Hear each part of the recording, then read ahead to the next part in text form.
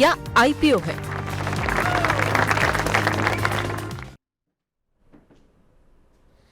तो हमारे इस सेगमेंट में सबसे पहला नाम है जिस आईपीओ का, वो है स्कोडा ट्यूब।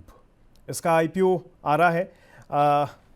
माफ़ कीजिएगा, मैं बता दूं, इसका आखिरी दिन है आज। ये आईपीओ आ चुका है।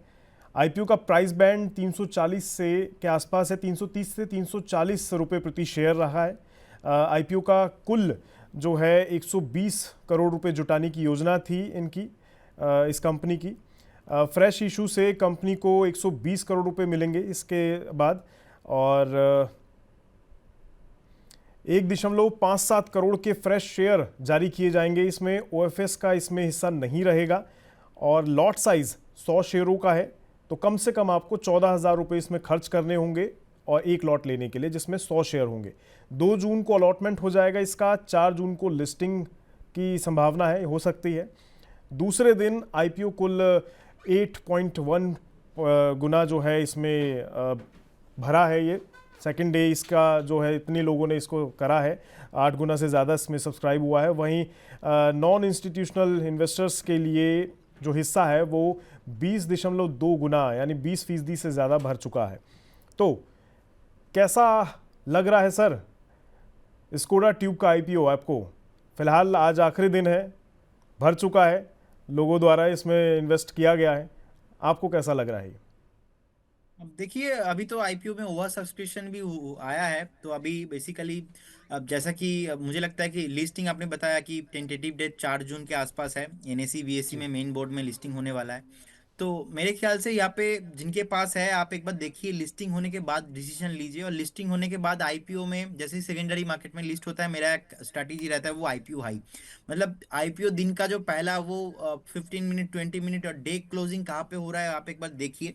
तो एक बार लिस्टिंग गेन का हाई पॉसिबिलिटीज है, तो एक बार देखिए कैसे मार्केट रिएक्ट करता है, क्योंकि अभी तो वो ऐसा टाइम है नहीं कि ये बुल मार्केट है और आप पैसा कोई भी आईपीओ में डालेंगे और आपका मतलब एक टाइम में था ऐसा कि 20%, 30%, 100%, 60% भी गेन आपको मिलता था।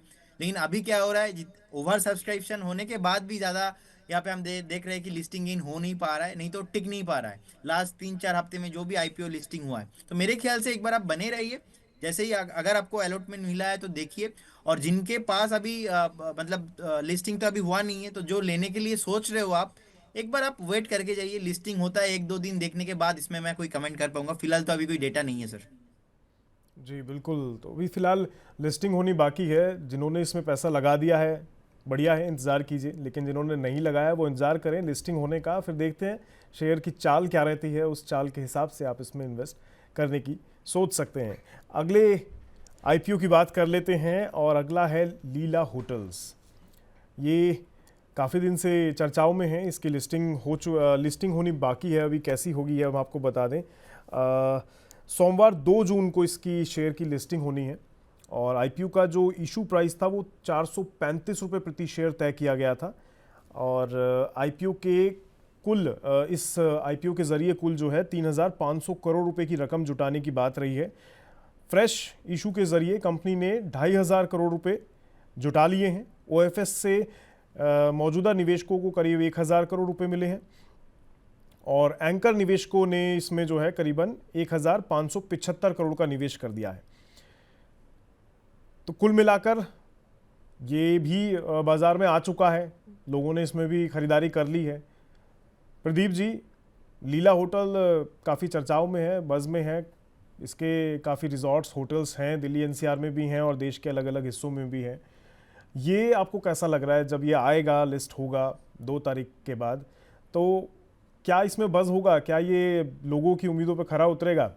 पैसा तो उन्होंने जुटा लिया है काफ़ी कुछ।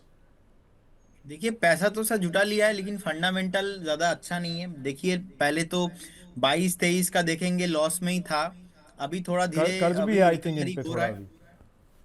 हाँ सॉरी। कर्ज भी है आई थिंक इनके ऊपर, अभी डेट बाकी है थोड़ा। हाँ जी, डेट भी है और फंडामेंटल मैं जो देख पा रहा हूँ, पहले तो ठीक अभी एसेट भी उनके पास ज्यादा नहीं था, 5,860 करोड़ के आसपास एसेट था, अभी थोड़ा एसेट भी इंक्रीज हुआ है। लेकिन द मेन थिंग इज कि पहले लॉस थे, अभी लॉसेस से थोड़ा थोड़ा धीरे धीरे करके प्रॉफिट में अभी आया है। डेट में भी है बहुत ज्यादा। तो रेवेन्यू भी ऑलमोस्ट 1,200 करोड़ के आसपास ही रेवेन्यू है। आप देखेंगे कि लास्ट जो रिजल्ट आया है 1226 करोड़ से वो 1406 करोड़ के आसपास, ऑलमोस्ट 14% जंप था। लेकिन इतना अट्रैक्टिव मुझे नहीं लगता है। डेट भी सर आप देखेंगे कि जो था बेसिकली 3585 करोड़ के आसपास था, बाद में हमने देखा कि 3908 करोड़ के आसपास वो हुआ है। सो वैल्यूएशन आप पी देखेंगे, पी अगर 220 हम एक से करके देखेंगे तो वो भी थोड़ा हाई वैल्यूएशन पे मुझे लग रहा है। हाँ, डेट रीपेमेंट करना अभी बाकी है। So overall my interpretation is, आप एक बार फिर से देखिए लिस्टिंग कैसा होता है। लिस्टिंग होने के बाद एक बार आप वेट कीजिए, अगर मोमेंटम आप साइड में होता है तो उस केस में मोमेंटम बेस आप एक बार ट्रेड करके जा सकते हो। लेकिन फिलहाल अभी इसमें तो कोई सा ट्रेडिंग करने का या तो अप्लाई करने का भी मैं नहीं सोच रहा हूँ।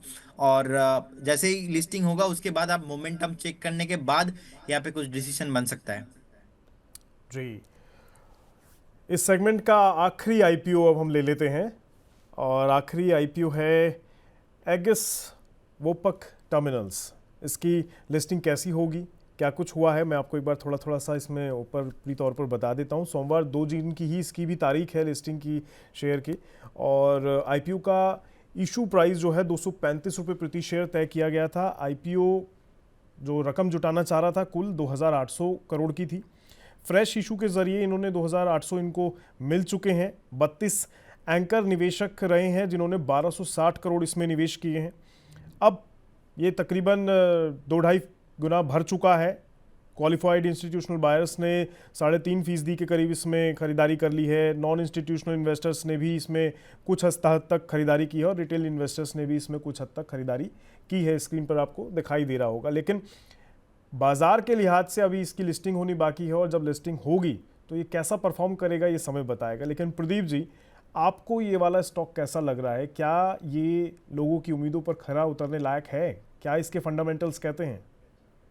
देखिए बेसिकली ओवरऑल जो सब्सक्रिप्शंस हुआ है 2.9 टाइम्स, वो ज़्यादा नहीं है। मार्केट अभी थोड़ा कंसोलिडेट कर रहा है, क्योंकि आप कितने भी अच्छे कंपनी हो, आप कौन सा टाइम में आप लिस्टिंग करेंगे ये बहुत इंपॉर्टेंट है। सो अभी मुझे लगता है कि ज़्यादा इसमें कुछ होने वाला नहीं है। जो ग्रे मार्केट प्रीमियम वो चल रहा है वो बेसिकली 5 to 10 रुपीज़ चल रहा है, तो वो भी ज़्यादा नहीं है। सो मेरे ख्याल से सर यहाँ पर भी हम देखेंगे कि आफ्टर लिस्टिंग एक बार वेट करेंगे, अगर सेलिंग प्रेशर आता है तो उस केस में हमें निकलना चाहिए। तो बेसिकली तीनों जो हमने आईपीओ में बात किया, यहाँ पे पहला वाला थोड़ा मुझे अच्छा लगा। बाकी जो दो कंपनी है, मैं साइड स्क्रीन में फंडामेंटल चेक कर रहा हूँ। एक्चुअली जब डेटा नहीं होता है, आप चार्ट नहीं देख पाते हो, तो फंडामेंटल से ही बात करना पड़ता है। तो फंडामेंटल पहले कंपनी का भी तो डेट में है, लॉस में है, और इस कंपनी लास्ट हमने देखा 23-24 में प्रॉफिट में आया। लेकिन फिर भी अभी जो करेंट जीएमपी है, ग्रे मार्केट प्रीमियम हम बोलते, तो ये 10 रुपीज 5 रुपीज के आसपास चल रहा है, जो भी अट्रैक्टिव नहीं लग रहा है मुझे। तो एक बार इग्नोर करना बेटर रहेगा। जी, तो थोड़ा इग्नोर करना बेटर रहेगा।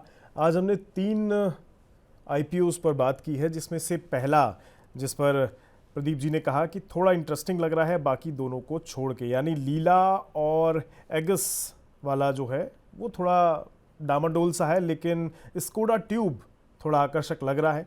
आपको ये तीनों कैसे लगे? आप अपने लिहाज से इसमें बने रह सकते हैं।